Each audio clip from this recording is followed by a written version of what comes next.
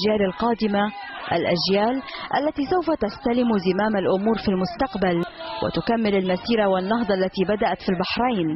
نحن ندرك أن كل الاعتصامات التي شهدتها مملكة البحرين مع تفاوت ثقافة المعتصمين ووعيهم بتداعيات تلك الاعتصامات التي كانت تردد نفس الأسطوانة المشروخة المطالبة بالشعارات السلمية. في لحظة ربما لا تتعدى الثواني نستطيع أن نلمس العذر لهؤلاء الذين لا يمتلكون الوعي الكافي من المعتصمين ولا الثقافة التي تجعلهم يميزون بين الحقيقة والشعارات الوهمية التي كانت تدس في عقولهم من قبل فئة مخربة.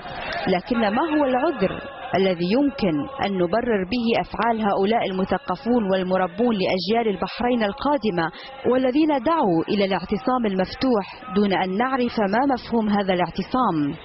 الدعوة الصريحة التي أطلقتها جمعية المعلمين البحرينية وطالبت من خلالها جميع معلمي ومعلمات مدارس البحرين للاعتصام، هذه الدعوة التي ضربت كل مفاهيم التربية والتعليم التي اعتدنا عليها بعرض الحائط.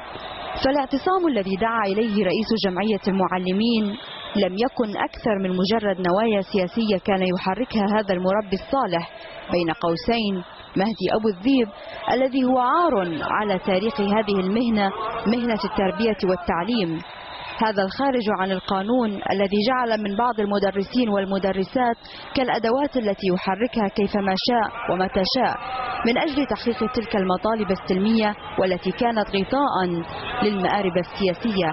هؤلاء المعلمين والمعلمات للأسف الشديد الذين وضعوا أيديهم التي كانت بالأمس تمسك كتابا وتعلم حرفا وضعوها في أيدي هؤلاء الخارجين على القانون الذين حاولوا بشتى الطرق، دخلوا من كل الأبواب حتى ينفذوا ما يصبون إليه من مخططات واهية. باب بعض المعلمين والمعلمات كان مفتوحا على مصراعيه، فدخلوا من خلاله حتى يغيروا من قناعاتهم ويجردوهم من ضمائرهم وأخلاقياتهم المهنية. هذه الفئة من مربي الأجيال رفعوا شعارات سياسية ووقفوا عند بوابات المدارس مشجعين الطلبة على عدم الدخول للمدرسة والامتناع عن التدريس، بل إن بعضهم قام بتحريض الطلبة على عدم الانتظام في الدراسة. بيان تلو الآخر كانت الجمعية تصدر فيها أوامر للمعلمين والمعلمات للاستمرار بالاعتصام والإضراب عن العمل وشل حركة التعليم على امتداد جغرافية الوطن بمحافظاته ومدنه وقراه. إن التمادي بتصرفات غير مسؤولة من قبل المعلمين والمعلمات اتجاه هذا الجيل جعل المدارس تدخل على خط المواجهات، وجعل الطلبة والطالبات يخرجون من مدارسهم يحملون فيها شعارات غريبة ويصارخون بهتافات تكاد أن تفهم مضمونها. حتى الأطفال وطلاب المراحل الابتدائية الذين اعتادوا على اللعب والدراسة استخدموا كذريعة بشرية وجعلوهم يشاركون في هذه المسيرات السياسية. كانوا يعتقدون بأن هؤلاء الطلبة الذين لا حول ولا قوة لهم هم الورقة الرابحة التي سيراهنون عليها، لكن الخسارة فاقت كل الحسبان، فالوطن لا يراهن عليه. وبعد انتهاء هذه المهزلة التي كانت تهدف إلى زعزعة هذا الكيان التعليمي، كيف يرى اليوم هؤلاء المعلمون والمربون لأجيال الغد أنفسهم؟ هل يستحقون بالفعل وسام المعلم والتكريم في عيد العلم؟ وكيف سوف يعلمون أطفال الغد حب هذا الوطن بعد أن فقدوا مصداقيتهم؟ هذه الأسئلة لا يستطيع أحد أن يجيب عليها سوى من شارك في هذه المسيرات والاعتصامات الغير سلمية. لا يختلف اثنان على أن ما حدث في مدارس البحرين كان له التأثير على أبنائنا وجعلهم يشعرون بالخوف وعدم الرغبة في الذهاب للمدارس، لكن هذه المرحلة انتهت بأحزانها وبدأت مرحلة دراسية جديدة بعودة أبنائنا إلى فصولهم وليتابعوا مشوارهم الدراسي من أجل التسلح بالأخلاق والعلم على أيدي المعلمين والمعلمات الذين أثبتوا بعدم انصياعهم لهذه الهتافات الكاذبة واستمرارهم في خدمة مشوارهم التعليمي. أثبتوا بأنهم بالفعل جنود الوطن الذين لا يحملون السلاح لكنهم يحملون القيم والمبادئ التي يزرعونها في أبناء البحرين الذي هو جيل الغد. والمحرق عادية سواء بالنسبة للطلبة أو المعلمين والمعلمات. ومضى اليوم الدراسي بشكل سلس وطبيعي مع حضور لمسؤولي الوزارة الذين واكبوا هذه العودة لتقديم الدعم للمدارس. أما بالنسبة للمحافظة الوسطى والعاصمة فقد كانت نسبة الحضور متوسطة للطلبة والمعلمين، وقد عملت الوزارة على مد المدارس التي فيها نقص بعدد من المتطوعين للتعويض عن المعلمين الغائبين.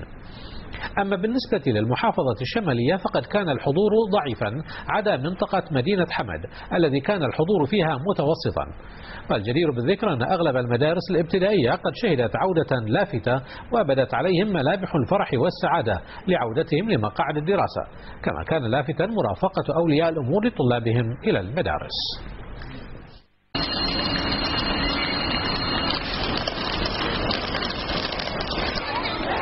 بكل جد واجتهاد استغرقت أياما معدودة نتيجة الأحداث التي مرت بها البلاد، حيث انتظم في المقاعد الدراسية والتعليمية طلبة المرحلة الابتدائية في المدارس الحكومية وطلبة جميع المراحل الدراسية بالمدارس الخاصة ومعاهد التعليم العالي والجامعات الخاصة ومعاهد ذوي الاحتياجات الخاصة وتلاميذ رياض الأطفال. كما تعرفون بدأنا اليوم في المرحلة الابتدائية، ولله الحمد كل الأخبار التي وردت إلي اليوم تدعو إلى الارتياح والتفاؤل. اليوم كنت أسأل مديرة المدرسة قالت عندها الحضور جدا طبيعي، سواء في الهيئات التعليمية أو الإدارية أو الفنية أو الطلبة. كان في نشاط طبيعي جدا في المدرسة، في عدد من الخوات المتطوعات موجودين اليوم، وأشادت بهم مديرة المدرسة من حيث أدائهم والتزامهم داخل العمل، وأنهم استطاعوا أيضا أن يقدموا خبراتهم وهم أيضا ناس مؤهلين. فنحن في وزارة التربية والتعليم قمنا باختيار احتياج المدارس وتوزيع الإخوان المتطوعين على ضوء هذا الاحتياج، ولله الحمد اليوم في نسبة كبيرة من الإخوان رجعوا أيضا إلى المدارس، وهذا أيضا يدعو للارتياح والتفاؤل.